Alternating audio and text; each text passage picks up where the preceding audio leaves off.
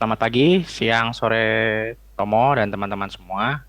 Pada kesempatan kali ini, saya Yohanes Deni Pratama bersama dengan Mas Reski Novaliandi dan Mas Felix akan mempresentasikan hasil kerja kami, yaitu klasifikasi untuk penyakit hepatitis C.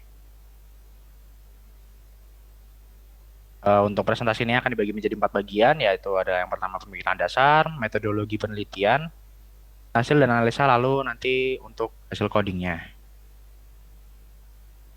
Pemikiran dasar, yang pertama itu ada 3 pertanyaan.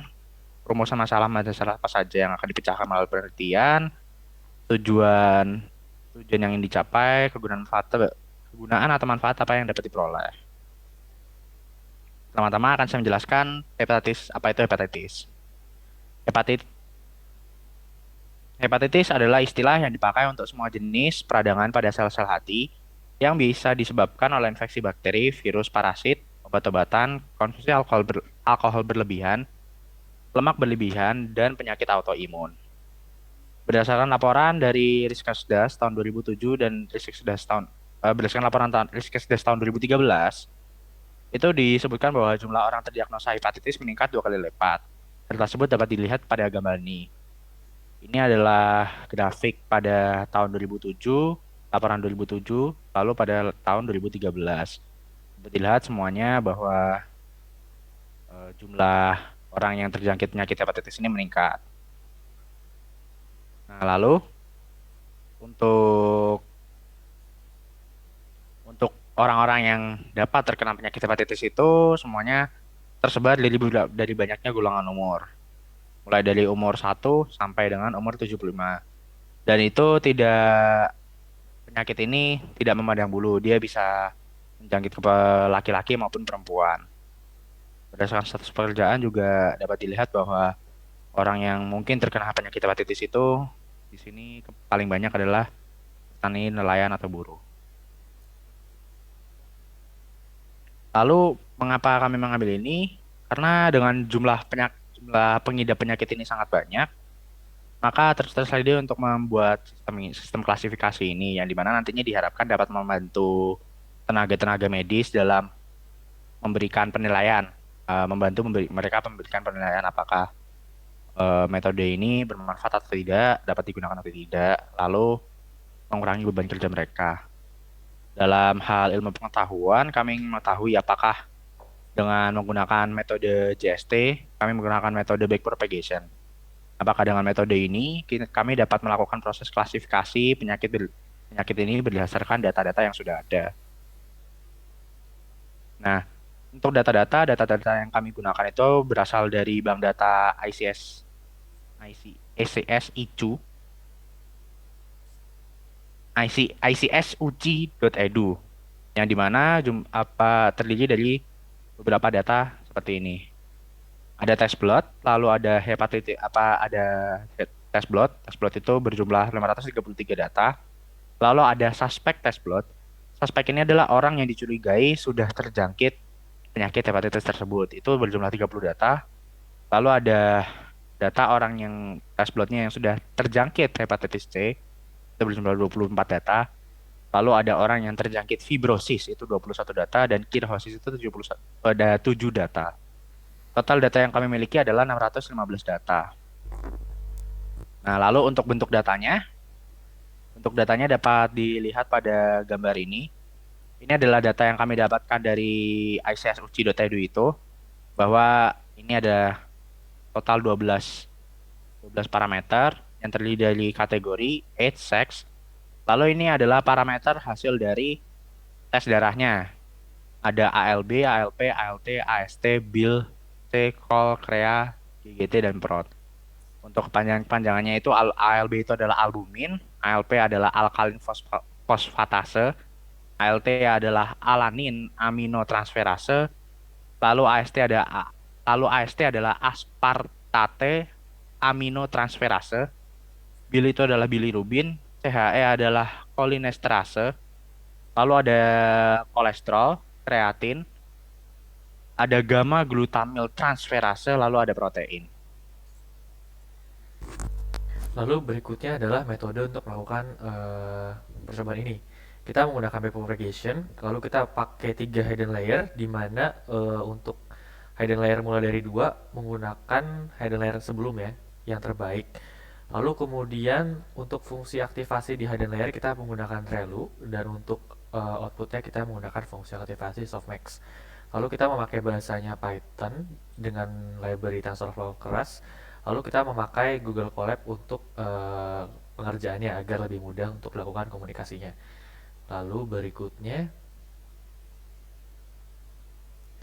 berikut adalah tahapan pengujiannya untuk sampai ke dalam percobaan. Yang pertama adalah dicek dulu datanya, pengecekan data, lalu ada perbaikan datanya, lalu ada penyeimbangan data, lalu datanya dinormalisasi, kemudian pemberian label kepada datanya, lalu kemudian pembagian uji dan latih. Langsung aja kita masuk ke laporannya untuk detail lebih lanjut.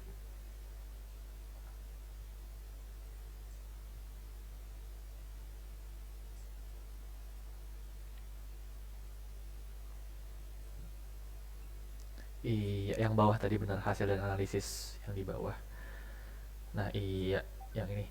Nah, dari data-data tadi yang bisa kita pakai sebagai parameter adalah mulai dari age sampai protein.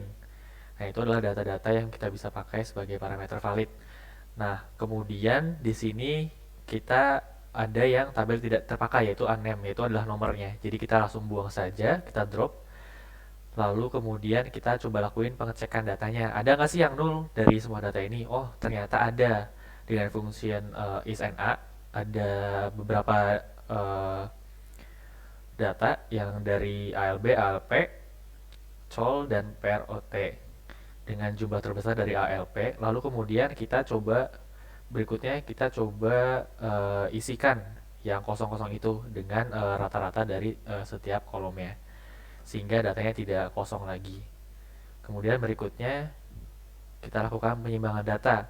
Karena tadi kita sudah lihat bahwa data yang paling banyak dipegang oleh adalah blood testnya saja dengan jumlah 533. Lalu kemudian dari sini kita coba seimbangkan dengan metode oversampling sehingga datanya akan menjadi lebih seimbang antar kategorinya. Lalu kita melakukannya dengan oversampling dengan smooth, lalu kita lakukan function fit resample sehingga nanti adalah datanya berjumlah masing-masing 533 menyimbangkan dengan data si blood testnya. Lalu kemudian berikutnya setelah datanya sudah seimbang, sudah diperbaiki dan sudah cukup baik, lalu kita coba lakukan normalisasi. Di sini kita lakukan normalisasinya memilih yang min max, bukan yang j index.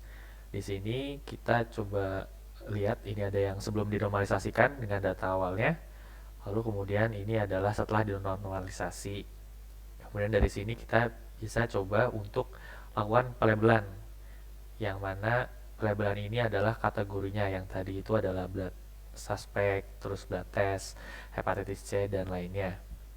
Kemudian setelah diberikan label, berikutnya kita split datanya untuk dilakukan data uji dan data latih.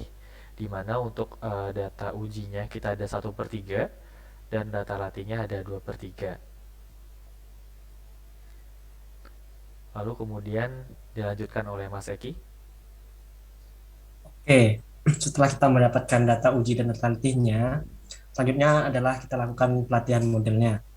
Berdasarkan data yang kita punya tadi, jadi kita memiliki layer input itu untuk nilai inputnya itu adalah 12 nilai, itu tadi egg, gender, dan seterusnya sampai protein. Kategori tidak digunakan karena kategori digunakan nanti sebagai target dari masing-masing datanya. Seperti yang disampaikan tadi, jadi kami akan menggunakan uh, yang namanya backpropagation dengan parameternya seperti berikut, yaitu pertama fungsi aktivasi yang digunakan yaitu adalah relu dan fungsi aktivasi yang digunakan untuk outplayernya adalah softmax.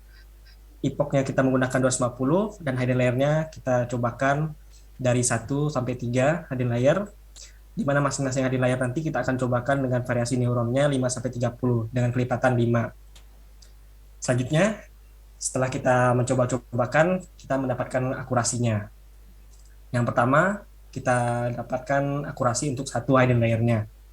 Dapat dilihat di sini, kita sudah mencobakan dengan neuron 5, 10, 15, 25, dan seterusnya sampai 30. Akurasi terbaiknya itu berada pada menggunakan neuron 30, yaitu akurasi 91% dengan tingkat kesalahan klasifikasinya itu adalah 70.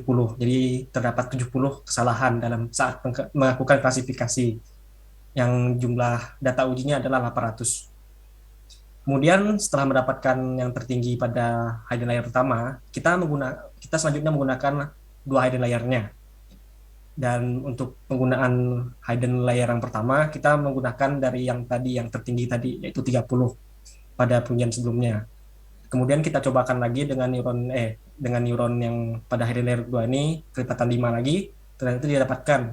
Itu terdapat pada neuron menggunakan 25 dan dengan tingkat akurasinya 99% dan kesalahan dalam klasifikasinya 6, 6 saja. Kemudian selanjutnya, terakhir kita mencobakan dengan 3 hidden layer. Nah, dengan 3 hidden layer ini kita mencobakan cara yang sama. Kita menggunakan dari konfigurasi hidden layer 2 yang terbaik. Nah, dari situ kita cobakan lagi untuk hidden layer ketiganya, neuronnya diproyeksikan dari 5 sampai 30 lagi, dan didapatkan ternyata akurasi terbaiknya 99% lagi. Namun, tingkat kesalahannya jauh lebih kurang. Sekarang hanya 2 saja kesalahan. Dari total data ujinya 800. Selanjutnya, dari hasil tersebut, kita dapat mengatakan bahwa menggunakan 3 hidden layer ini yang teroptimal karena hanya mendapatkan hasil klasifikasi yang salah hanya 2 saja. Dan ini adalah kira-kira bentuk dari jaringan yang kita gunakan tadi, yang 3 hidden layer, di mana terdapat 12 input, 3 hidden layer, di mana hidden layer pertama 30, hidden layer 25, hidden layer 3 20, dan output layernya 5 karena terdapat 5 label tadi. Selanjutnya, ini adalah bentuk dari confusion matrix karena kami menggunakan uji akurasinya menggunakan confusion matrix. Nah, untuk confusion matrix-nya ini itu tadi menggunakan jaringan yang terbaik yang 3 hidden layer tadi. Dapat dilihat di sini yang salah itu terdapat pada blood donor dengan label kelasnya 0. Dapat dilihat itu 1, dia dikategorikan sebagai suspek blood donor. Kemudian pada hepatitis, dia yang salah itu yang paling kanannya. Nah, dia dikategorikan sebagai cirrhosis. Nah, seperti itu. Inilah bentuk dari confusion matrix-nya. Selanjutnya adalah kesimpulan. Mungkin silahkan Mas Dani bisa menyampaikan kesimpulan yang didapatkan dari hasil pengujian-pengujian yang telah dilakukan. Ya, jadi berdasarkan hasil pengujian-pengujian yang sudah kita lakukan, bahwa dengan metode backpropagation, kita dapat memiliki tingkat akurasi uji sebesar 99% pada kombinasi jaringan ke-1 dengan jumlah neuronnya 30. Lalu pada jaringan kedua dengan berjumlah neuron 25 dan jaringan ketiga berjumlah neuron 20.